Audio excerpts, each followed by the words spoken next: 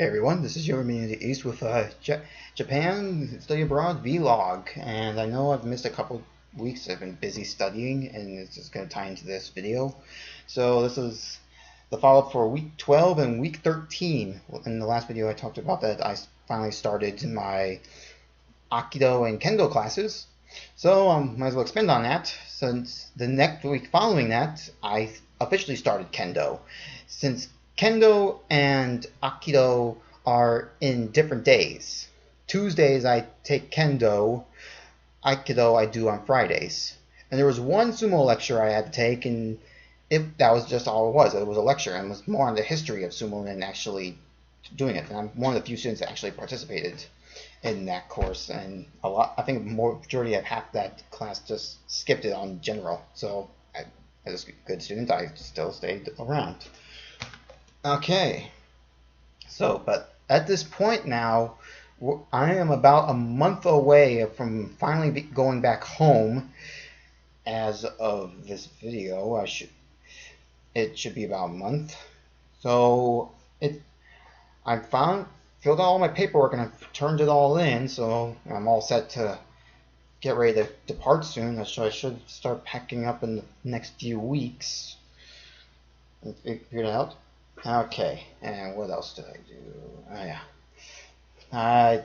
The reason some of my other videos I haven't been uploading, including these vlogs, was because I was studying for my second Japanese test, and I failed that too. And it was worse than the first test. At least with the first test, I got around with at least a D.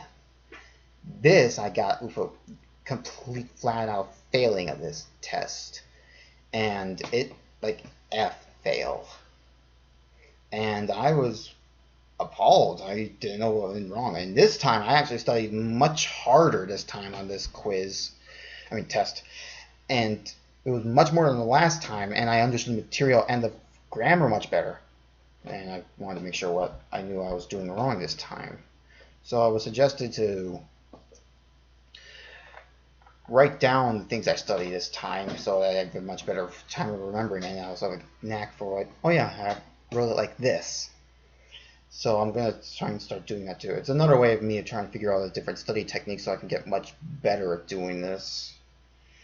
And it still brings up a concern that I'll have trouble adjusting to the failure, especially, of course, I might fail at this point now. It has become so difficult. Even though I do my absolute best, the grades show that I'm not going to pass this course at all.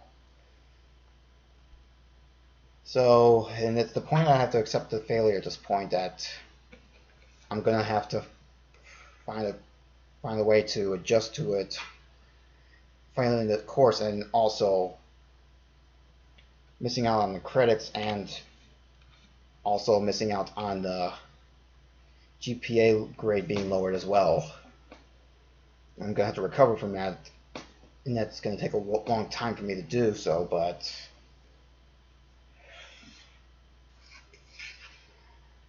the best I can do at this point is just do my absolute best and at least hope not to fail the course, and at least pass with a D so I can still get my credits worth for the course.